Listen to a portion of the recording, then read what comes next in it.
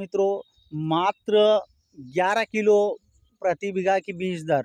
और खेत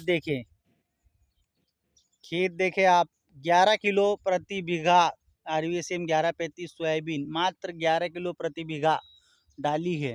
और आप खेत देखें, खेत में आपको कहीं से कहीं तक जमीन नहीं दिखेगी। सोयाबीन की फसल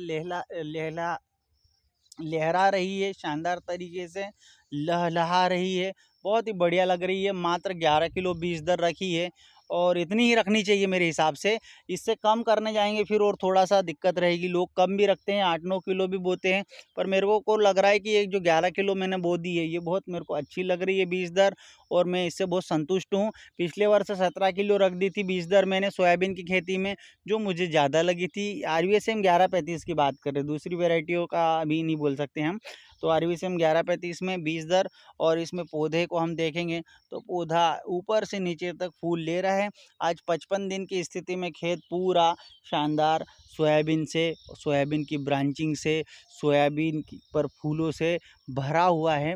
और मात्र 2 स्प्रे में ये स्थिति है। एक समय पे ऐसा लग रहा था कि ये 11 किलो बीज दर, हमने इसको 10 जून को बो दिया था, 6-7 जून को पानी आया था, 2 दिन खेत में ज़्यादा गीला हुआ लगा था, तो फिर 10 जून को इसकी बोनी करी थी। नमी थी उस समय खेत में, परंतु उसके बाद लगातार 16, 17, 18 तारीख तक भी बारिश नहीं हुई।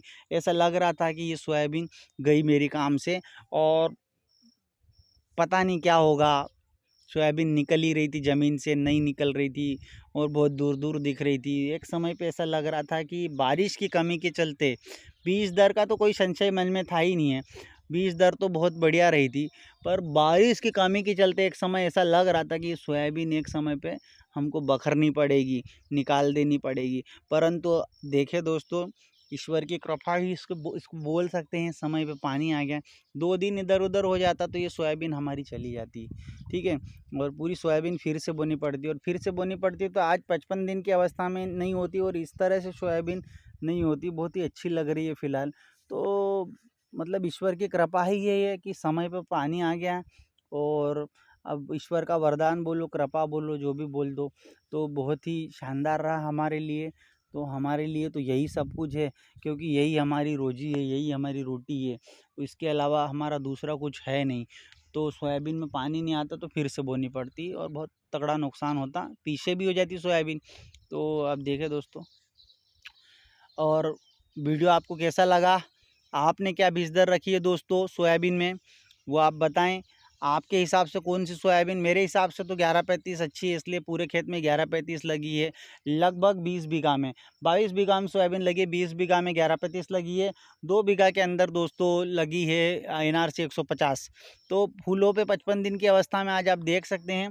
और अगेती बुआई का आप देख सकते हैं कि किस तरह से अगेती बुआई में फसल खिलती है, और पिछली बुआई में फिर कहीं न कहीं पीछे पीछे ही चलती है। इसलिए थोड़ी सी लालच करी थी और लगा दी थी, तो लालच काम में आ गई इस बार, क्योंकि ईश्वर ने साथ दिया, प्रकृति ने साथ दिया, मौसम ने साथ दिया। तो ठीक है, बाके बिहारी ने साथ दिया, द्वारिकाधीश ने साथ दिया, तो साथ इन्होंने दिया इतने लोगों ने, तो ये बहुत इसका जो है रंगत ही बदल गई है। नहीं तो ये फसल उखड़ जाती ज़मीन से, मर जाती है खड़े खड़े ही। तो आप देखें, आपको हमारी फसल कैसे लग रही, ज़रूर कमेंट करें दोस्तों, और आपके सुझाव कमेंट करें, आपके हिसाब से कौन सी सोयाबीन अच्छी है। धन्यवाद।